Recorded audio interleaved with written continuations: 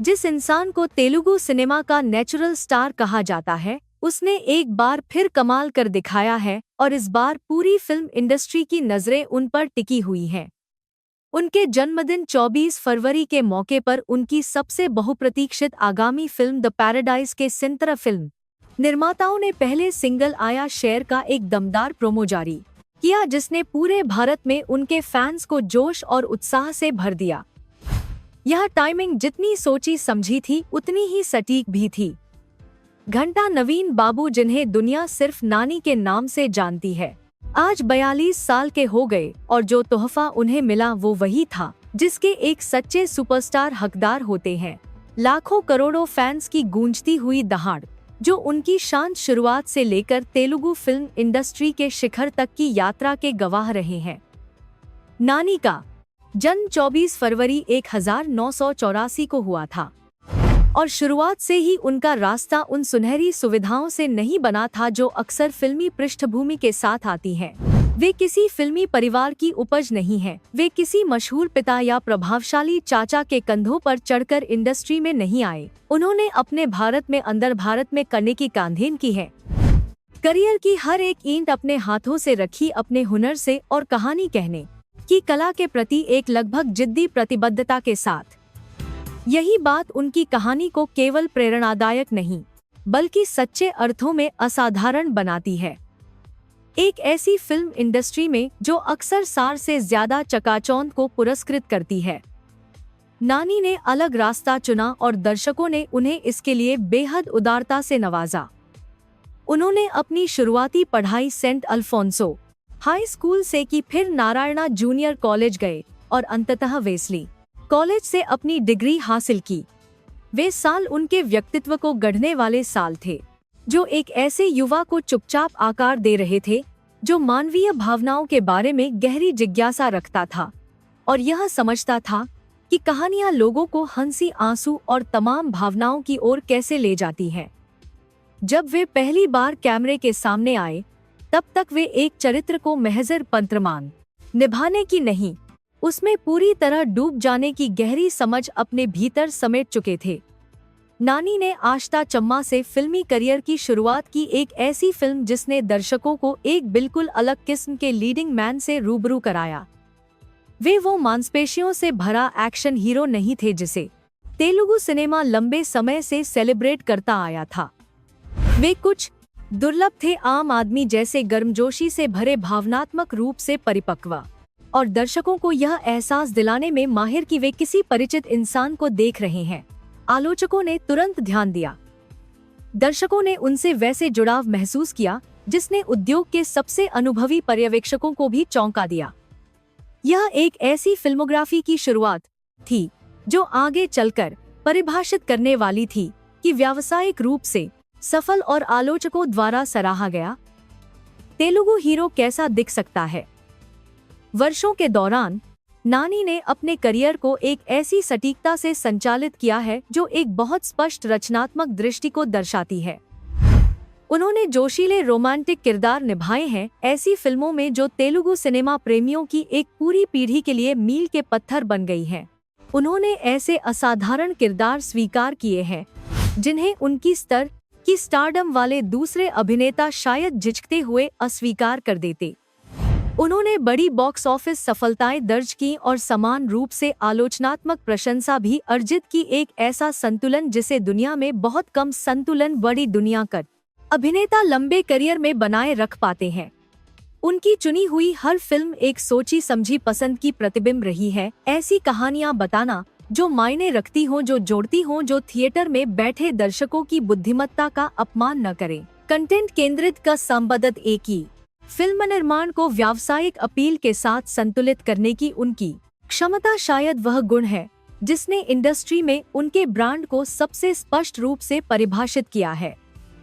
Telugu cinema में हमेशा मास entertainers और आर्ट हाउस प्रोडक्शंस दोनों रहे हैं, लेकिन नानी एक ऐसी जगह पर है जो दोनों दुनियाओं को खूबसूरती से जोड़ती है। जब वे स्क्रीन पर आते हैं तो आपको कोई सुपरस्टार परफॉर्म करने की कोशिश करता नहीं दिखता। आपको एक इंसान महसूस होता है जो एक कहानी के भीतर जी रहा है। यही गुण, यही देखे स्वाभाविकता ठीक इसीलिए है कि उनके प्रशंसकों ने उन्हें बहुत पहले वह उपाधि दी नेचुरल स्टार। उनकी यात्रा केवल अभिनय तक सीमित नहीं रही है। नानी ने खुद को काफी चार्म और विट के साथ एक टेलीविजन प्रेजेंटर के रूप में भी स्थापित किया है और फिल्म निर्माण की दिशा में भी कदम बढ़ाए हैं।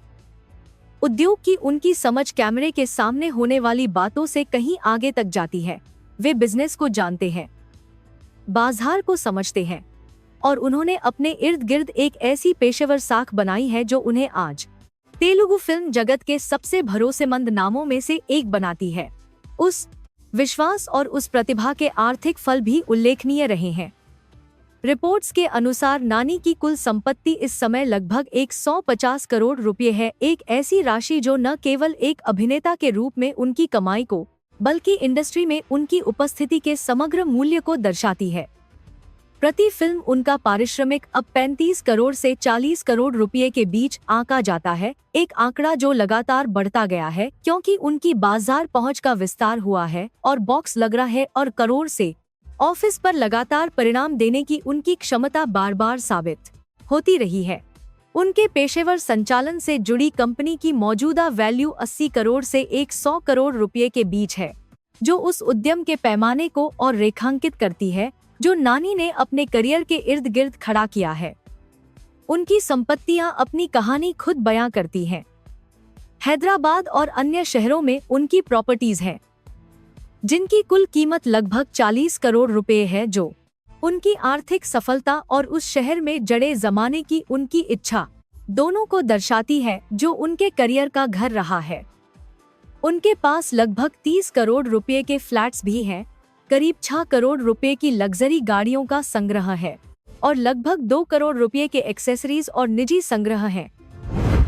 ये किसी ऐसे इंसान के आंकड़े नहीं हैं जो गलती से दौलत के पास आ गया हो।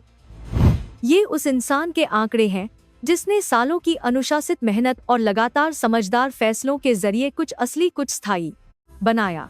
नानी की आर्थिक स्थिति के बारे में जो बात शायद सबसे उल्लेखनीय है वह यह है कि यह उन्हें स्क्रीन पर क्या करने में सक्षम बनाती है। वे अपनी फिल्मों में भारी निवेश के लिए जाने जाते हैं। जब कहानी की मांग हो तो बिना हिचकिचाहट के खर्च करते हैं। एक ऐसे इंसान के लिए जो फिल्म निर्माण के रचनात्मक और व्यावसायिक दोनों आयामों को समझता है, पैसा कोई बाधा नहीं है, यह एक औजार है और वे उसे किसी ऐसी फिल्म की सेवा में इस्तेमाल करने में कभी इस बार बनने वाले बंद होंगे नहीं जिसके जिस पर उन्हें विश्वास हो। डिजिटल युग ने नानी की कमर्शियल कहानी में एक और अध्याय खोल दिया है। ओटीटी स्ट्रीमिंग प्लेटफॉर्म्स ने तेलुगु सिनेमा की अर्थव्यवस्था को बदल दिया है और नानी ने इस बदलाव का भरपूर फायदा उठाया है। उनकी फिल्में अब ओटीटी नेटवर्क्स द्वारा प्रीमियम कीमतों पर अधिग्रहित की जाती हैं।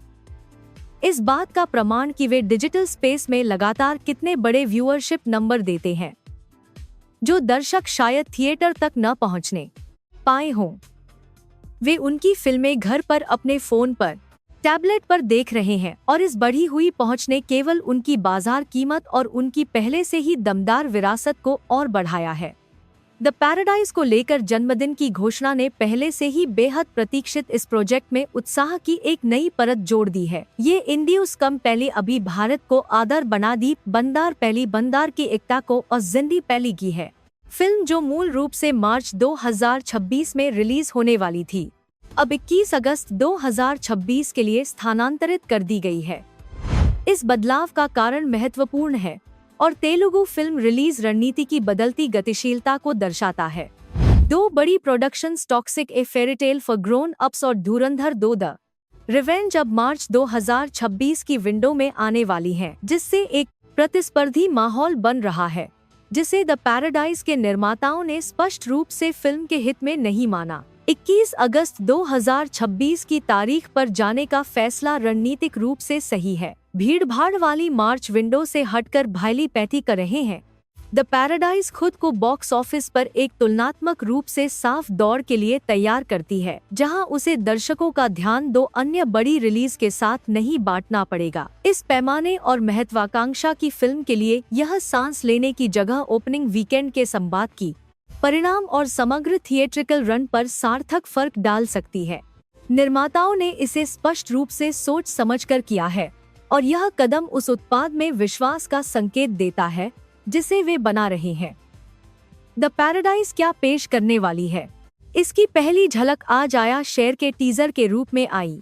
यह टीजर इरादे का एक अचूक बयान है।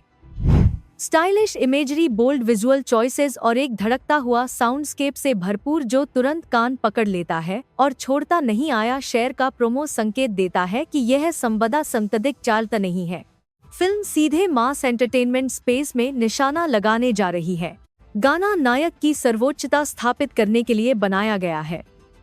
तेलुगु मास सिनेमा की अचूक भाषा में उसका आगमन घोषित करने के लिए, जहां हीरो का इंट्रोडक्शन उतना ही पवित्र अनुष्ठान है जितना संस्कृति में कोई भी, और अगर टीजर कोई संकेत है तो द पैराडाइज उस इंट्रोडक्शन को भव्य अविस्मरणीय अंदाज में देने का इरादा रखती है। उन फैंस के लिए जो आष्टा चम्मा से नानी के साथ है, जिन्होंने उन्हें एक ऐसे ताजे चेहरे से जिसकी मुस्कान निहायत खुलकर झेम देती थी, दक्षिण भारतीय सिनेमा के सबसे सम्मानित और भरोसेमंद सितारों में से एक बनते देखा है। आया शेर टीजर का जन्मदिन रिलीज महज एक प्रमोशनल आयोजन से कहीं बढ़कर लगता है। यह एक घोषणा जैसा लगता है। यह नानी का खुद जन्मदिन पर आगे कदम रखकर कहना लगता है, यह है आगे क्या आने वाला है और यह इंतजार के हर पल के लायक होगा। एक ऐसे डेब्यू से जिसने इंडस्ट्री को चौंका दिया, उस करियर तक जिसने परिभाषित किया कि तेलुगु स्टारडम कैसी दिख सकती है। यह राह लंबी रही है और हमेशा आसान नहीं, लेकिन नानी ने इसे अनुग्रह, बुद्धिमत्ता और अपने तरीके से काम करने की अडिग प्रतिबद्धता के साथ तय किया है। उन्होंने कभी ट्रेंड्स का पीछा नहीं किया सिर्फ उनका पीछा करने के लिए। उन्होंने जल्दी बॉक्स ऑफिस हिट के लिए अपनी रचनात्मक प्रवृत्तियों से समझौता नहीं किया। उन्होंने काम का एक ऐसा संग्रह बनाया है जिसका अध्ययन और जश्न आने वाले दशकों तक होगा, और द पैराडाइज क्षितिज पर होने के साथ यह बिल्कुल स्पष्ट लगता है कि नानी का सर्वश्रेष्ठ अभी सामने है। तेलुगु सिनेमा ने हमेशा दिग्गज पैदा किए हैं। इसके हमेशा ऐसे सितारे रहे हैं जो एक राज्य की सीमाओं से परे जाते हैं, जिनकी फिल्में भाषाई और सांस्कृतिक दीवारें पार करके भारत के हर विताईदी कोने में और उससे भी आगे दर्शकों तक पहुंचती हैं। नानी उसी तरह के सितारे हैं, इसलिए नहीं कि उन्होंने खुद को उस श्रेणी में धकेला, बल्कि इसलिए कि उन्होंने एक ईमानदार शानदार परफॉर्मेंस के बाद दूसरी ईमानदार शानदार परफॉर्मेंस से वहां अपनी जगह बनाई। अपने 42वें जन्मदिन पर जब फैंस सोशल मीडिया पर श्रद्धांजलियों की बाढ़ लाए हुए हैं और आया शेर टीजर लाखों व्यूज बटोर रहा है, यह बिल्कुल उचित लगता है कि हम रुकें और इस शख्स ने जो हासिल किया है और जो वे बनाते जा रहे हैं उसे स्वीकार करें। अब हम आपसे सुनना चाहते हैं, क्या आप भी द पैराडाइज को लेकर उतने ही उत्साहित हैं जितने हम हैं? क्या आपको लगता है कि रिलीज डेट को 21 अगस्त 2026 पर ले जाना सही फैसला था? और आपकी ऑल टाइम फेवरेट नानी की फिल्म समेश करेंगे? कौन सी है वो जिसने आपको एक अभिनेता के रूप में उनसे प्यार करा दिया? अपने जवाब नीचे कमेंट्स में जरूर लिखें। अगर आपको यह वीडियो अच्छी लगी हो तो कृपया इसे लाइक करें और हर उस नानी फैन के साथ शेयर करें जिसे आप जानते हो। और अगर आपने अभी तक हमारे चैनल को सब्सक्राइब नहीं किया है तो अभी उस सब्सक्राइब बटन को दबाएं ताकि भारतीय सिनेमा की दुनिया का कोई भी अपडेट आपसे न चूके। अगली बार लेकिन मिलते हैं।